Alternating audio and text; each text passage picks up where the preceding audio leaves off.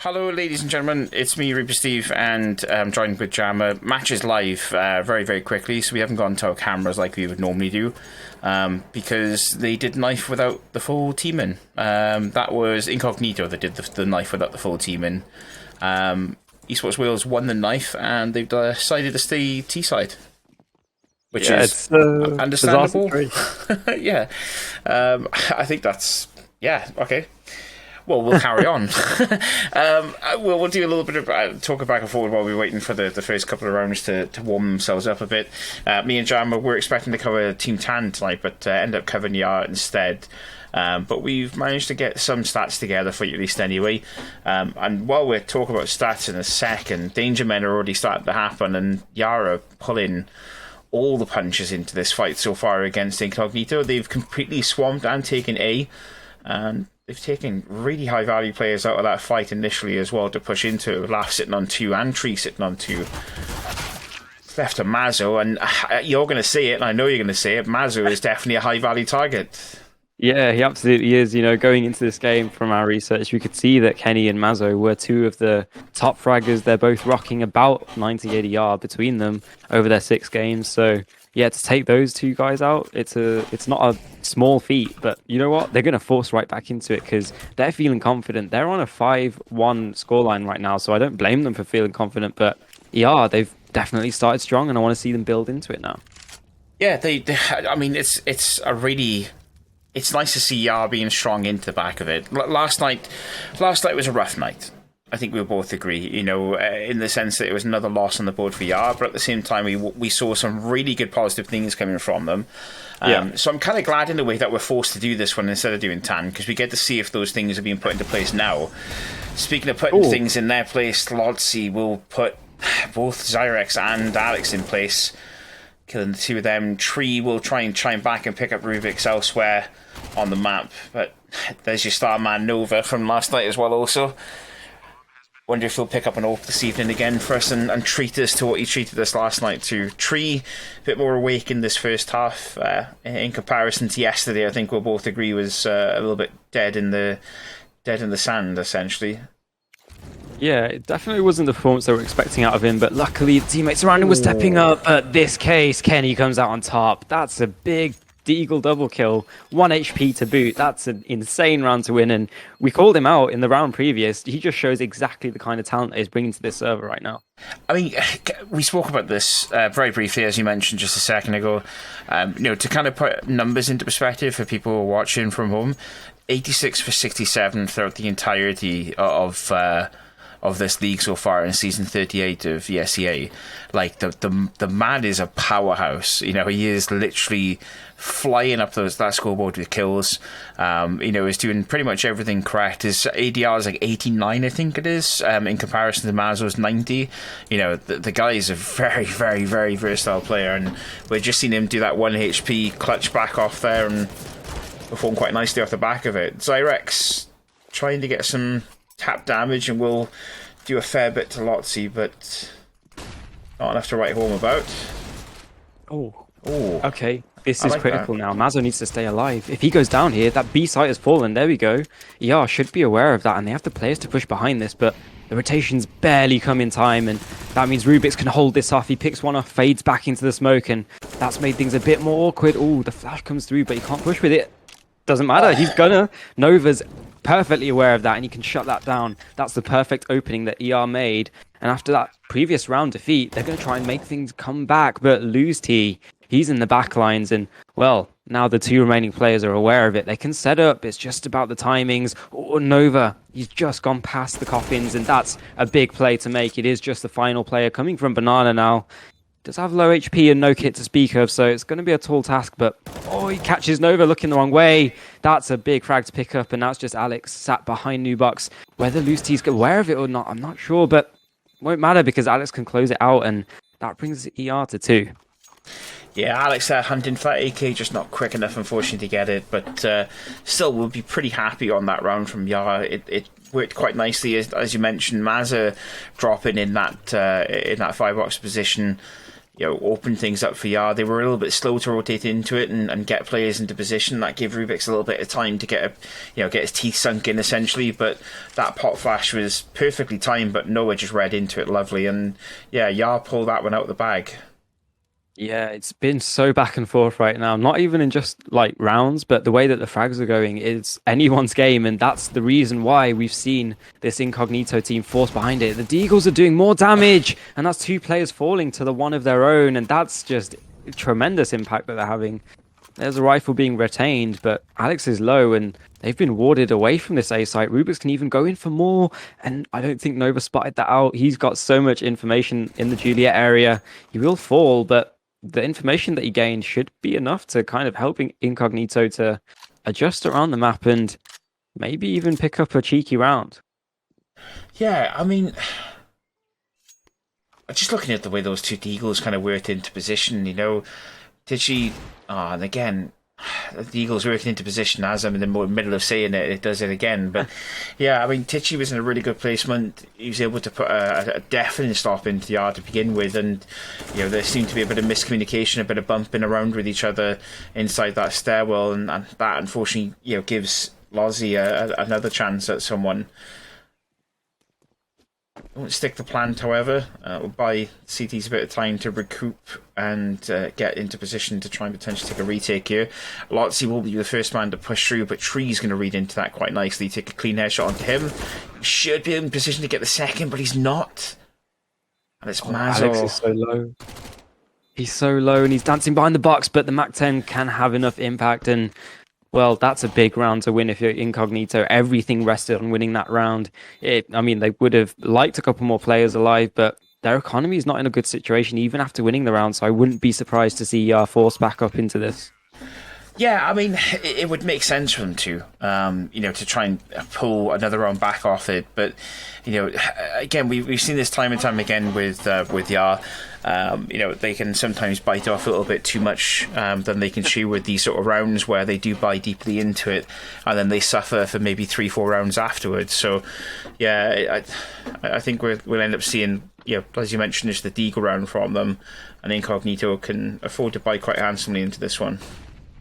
Yeah, they're going quite aggressive. I don't think Yar's expectant of that, but it goes 1-for-1, and that's a pretty good trade if you're on the T side, although Nova trying to jump through the smoke for that trade isn't going to work out, and that should mean that we're going to come to a quicker conclusion, but Laugh being taken down will help move towards that point. It is just Alex now. He has some utility, but he can't use any of it before he's called under question, and, well, we seem to be stabling out, Nick.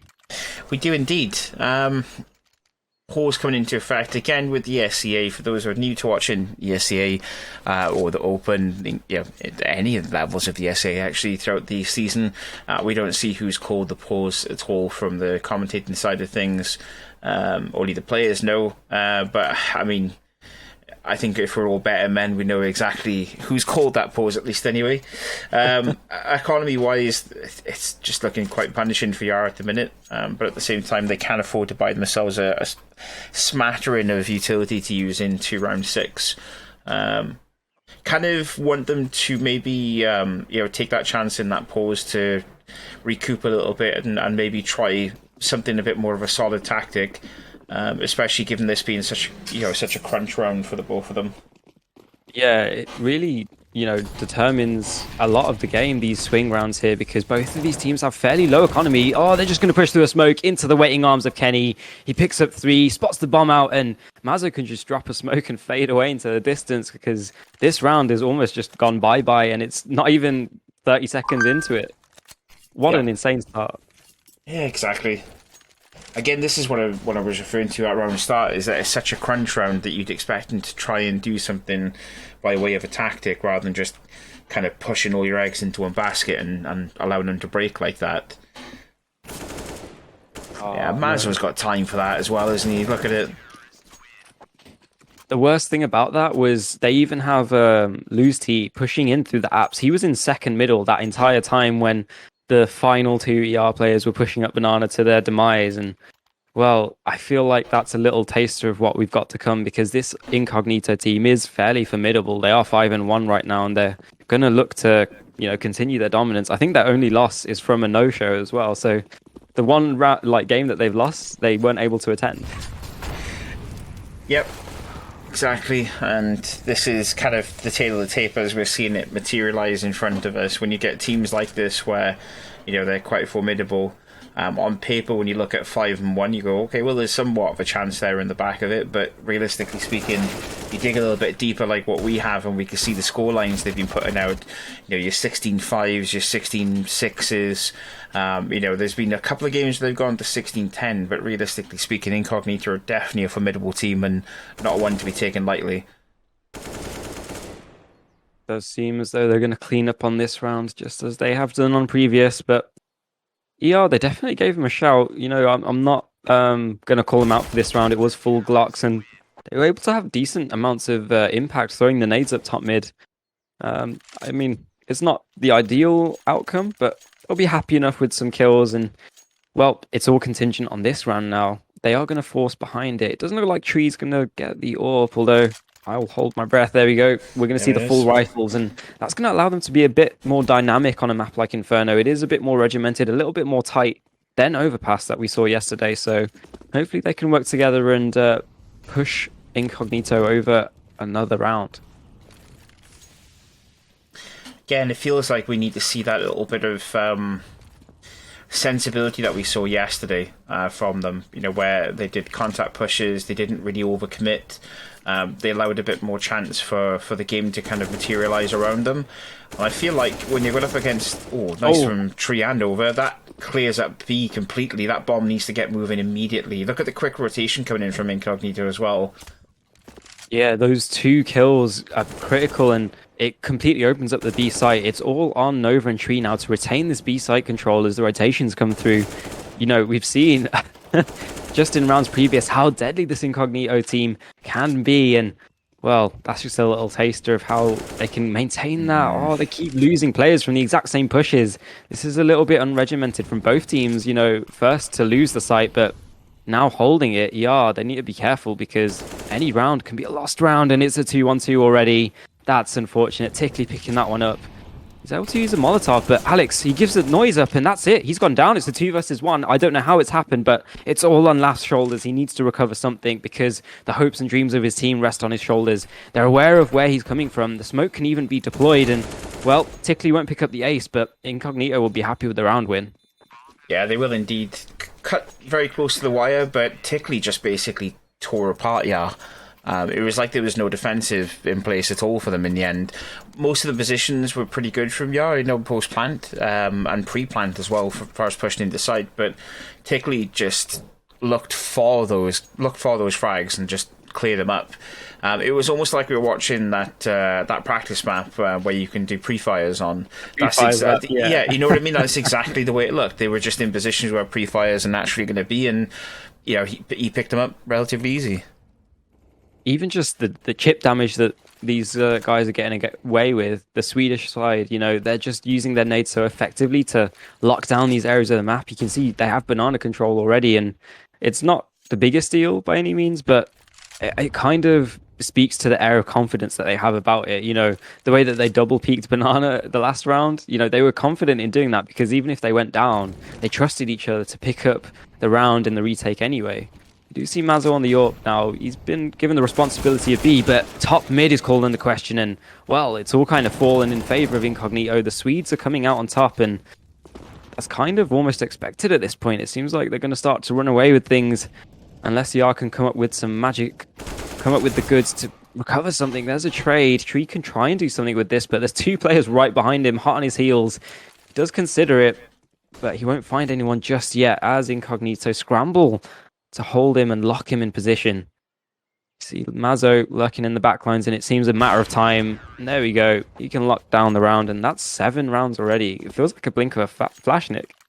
Yeah, it really does. I mean, it's just been super fast, hasn't it, in fairness? You know, Inkognito, y'all need to...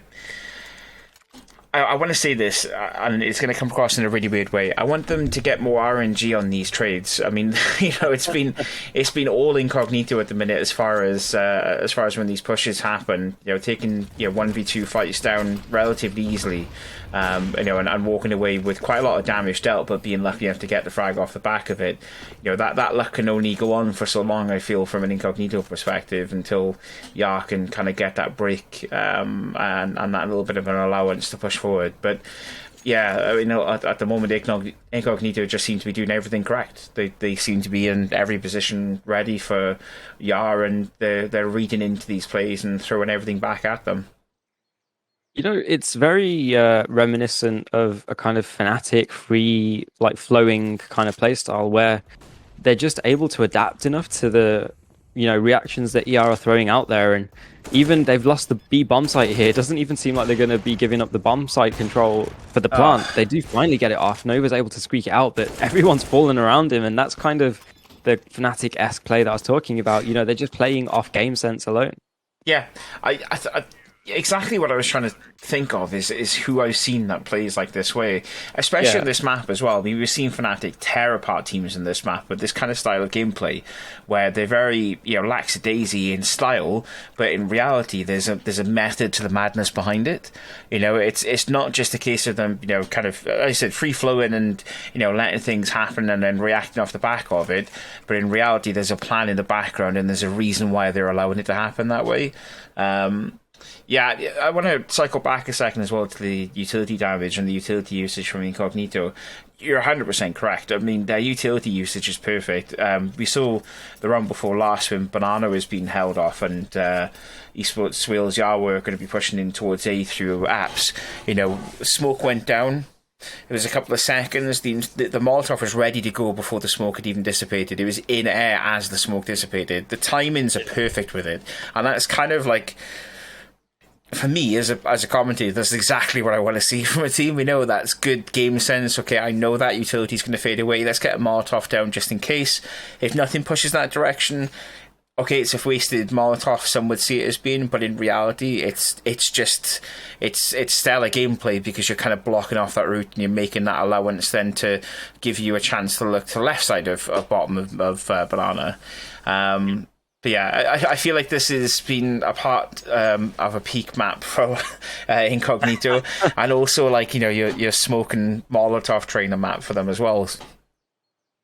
I mean, while we've got our pause in place, I think it's considered like looking at the scoreboard, and you can just see the tail of the tape from these teams like scoreboards.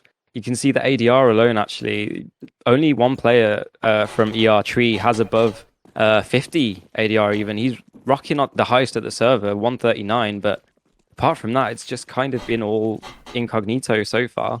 You're going to hop straight back into the action, and hopefully I'll come out with some reactions. There we go. There's a first opening, and that's an important one as well. One on top middle. That makes the A site a bit weaker, and this double up setup could be called into question. You're going to see both of them end up on the A site, and Kenny, this is cheeky. He pushes through the smoke, and he takes Tree out. That's such a big kill to get, and I don't even know how he has the space to make that play, mate. Yeah, he's just been given so much room to maneuver there. Way too much. That's the utility usage, by the way, again coming in. I'm always going to point it out now because of how good it actually is. But yeah, I don't understand how they've allowed him that much space. And look at him playing through these backlines. He's hunting for info. He's not rushing to get frags. He's like, okay, this is the direction they're coming from. I know how many of them are there. We know bomb's not going in the opposite direction, rotate in. And this is why Inkognito are in such a good position to hold off this push into A. Look at this! Look at these frags. They're materialising off the back of Kenny's perfect play by pushing down into Banana, clearing that bottom frag up, and then playing the back lines and giving all that info in. It's perfect. It really is, and I don't think I've ever seen a round like that with a CT pushed up so close behind the T's pushing onto the A site. That's honestly insane to see that kind of visual happening, and I can only imagine the kind of confidence hit that will, put onto players like Tree. He's not necessarily the most confidence-based player, but when we've seen him get some confidence, we can see him hit some nutty up shots. But I just don't know if he's going to feel up to the task right now with players like that. This is why we saw him yesterday go crazy in that second half. You know, he was popping off constantly throughout the beginning of the second half in overpass. You know, playing out of his mind essentially for the better part of the second half. You know, I really hope that we do see something different coming in. Oh, that's nice from Tree. As we're singing his praises, you know, I do hope we see something new coming in. What is that boost? It was the double AWP boost. Like, that's just death. You're walking into a death trap, basically. The confidence to make that play, and even this right now, particularly pushing into apps, it's almost like ER's been caught unawares too much, and it makes them look a bit silly. Oh, I don't know if the bomb gets away here. Tree's going to try and escape with his life. There's 2 players pushing behind it, and there we go. 2 players drop from ER. It is just Zyrex, the star player from yesterday. He needs to recover things, but they're just closing in on his position, and that is so fast from Lutzi. That's insane. This is wild. That's such a beautiful AWP kill. That's one you definitely want to clip away on and just keep that forever to watch back and think of how quick you can actually be with it. My God. 13 rounds played so far, or into our 13th round played, I should say. 10-2 is the scoreline in favour of Inkognito, and I mean, this is running away from Yard such a quick pace that I almost feel like I'm going to do the opposite of what I normally do and say it's just not recoverable at this point. You know, something drastically needs to change from Yar into the second half for there to be any kind of big impact, you know, against this scoreline. Yeah, I mean, the way things are going, we can almost move on to casting the Tan match after this. Yeah, 100%. Well, we're going to see ER try and have some impact with the Deagles. We did see the Swedes replicate some of this on their CT side. I don't know if ER are going to be able to replicate that success, though, because they've lost the first, and I got to mention the chip damage again. You know, 2 players are knocked down low. It's just a little bit of a dire situation because we know these players can pull off, you know, great plays. It just feels like they don't have the depth of knowledge or the comfortability to make it happen on this map.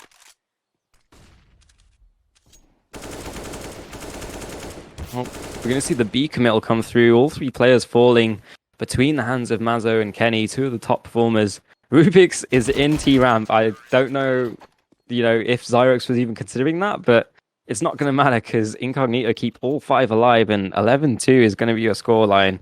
It's just a matter of whether ER can recover something, can make it respectable at the end of the half. 1 or 2 rounds, and I think they'll go into the second half in a bit more of a positive light. They'll be able to, you know, definitely hold their heads up high. You know, 3 rounds going into the second half on CT. It's not healthy. I think we'll both agree with that, but at the same time, it's not as disastrous as an 11-2. Nevertheless, though, I mean, look at the way that, again, I'm going to sing the praises of Inkognito and their utility usage. They're just completely locking down the entirety of Banana, stopping anything from really happening from Yar, but they've awarded a little bit of space for Yar to move up. This could work quite nicely, especially if Mazza can only get the 1 off the draw. He'll get 1 off it. He'll get a second as well, and Nova is the only man to really trade a frag out there against Kenny. Mazza will get that one. He's not going to get any more, though. Yeah, you can't be letting players get away with that if you're ER, and it's almost like they're playing scared right now. They are going to try and push in nonetheless. That's a nice shot from Alex. If there was a time for him to come alive, it would be now, but Lusty's too fast, and, well, he's a bit too furious. Bringing it to 12 rounds already. Yeah. I think, depending on how long this goes on for, Jammer. We have about 4 minutes until the Tan game kicks off. We will need a slight break just so I can adjust things on my end of things, but we may be able to catch a bit of the first half and the second half of the Tan game. So we'll do our best to try and cover both games this evening for yourselves. Kenny's in... mate, like... I've just noticed the buy. There's an MC49 and an auto. This is amazing. Yeah. This is what happens when you got a team like this where they're super confident. You know, Maz is sitting at 8k as well in the bank, so you know, it's disastrous from a ER perspective, but it's also quite fun to watch from a commentator perspective when you look at Inkognito. That auto sniper is going to chime out, and Tickley is the first man to get the frag off the back of it. He'll get a second as well onto Tree. Laugh should be able to shut him down, however, and he will. He's looking for another, but he's just not quick enough on the draw for Mazza. Well, Mazza Alex will... in touch again. 249 Mazzo. And he does it as well. No way. Oh my god. Well, 13-2 is your... Yeah, exactly. 13-2 is the end of your first half. Not a nice scoreline by any stretch of the imagination, but at the same time, that is the way things roll, unfortunately, in this day and age. I mean, I kind of want to get some comments from you over that first half, but I think we've talked enough about it, to be completely honest with you. We've just seen crazy round after round after round from Inkognito, and the way that they're performing at the minute is it's going to be very hard to see a silver lining for VR, to be completely honest. I mean, I think it could be equated to your ever favorite meme from The Simpsons, where the kid just goes, "Stop! They're already dead." Yes, yeah, exactly. Like that is. I feel like we're at that point in the evening. That is exactly what it is.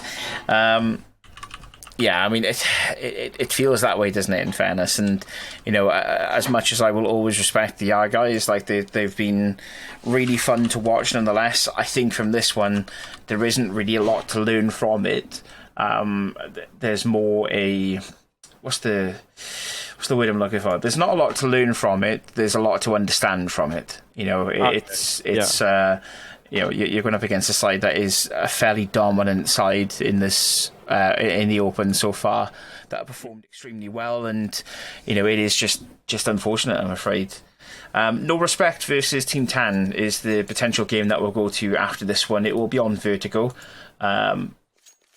If this game finishes as quickly as we feel it's go, I feel it's going to be, at least anyway, that will be our next game up on the list for us to watch. Yeah, I mean, it's going to be an all-out war in middle, actually. Auto Director isn't helping us out, but you know what is? ER, because they're getting the trades, and it's 3 versus 4, but it's definitely workable.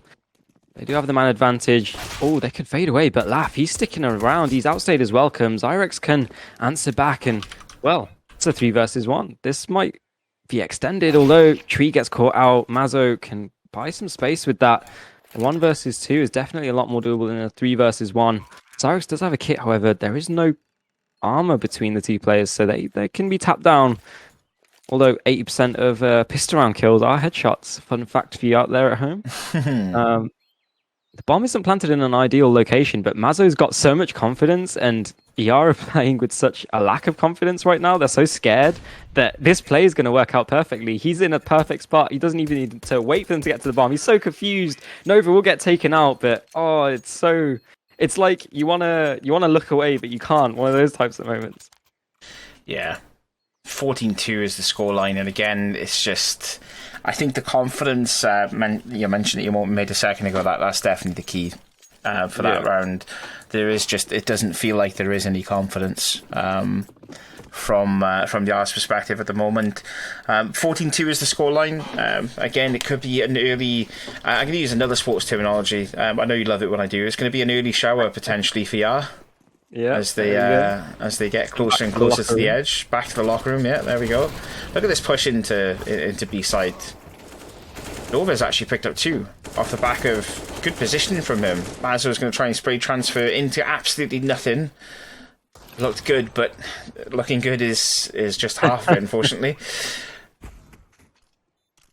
Zyrex will pick up Coverman from Maria. Tickley's able to get the frag off to Zyrex and falls the Tree. Is that good HP? Yeah, I mean, it is. I mean, he's got the HP for it. He doesn't have... he has a flashbang to work with, but... he's going to get caught in the timing. Yeah. Well, we're at match point. 15-2 is the scoreline, and it feels like this is one-way traffic at the minute against the R. Definitely is.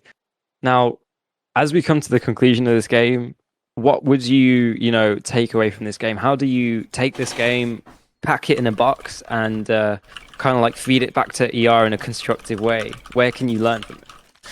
there's a lot to pick up from this game. I mean, you're going up against a side like Inkognito that plays with such flair and confidence. You know, we've mentioned it, both of us, that they play from Fnatic.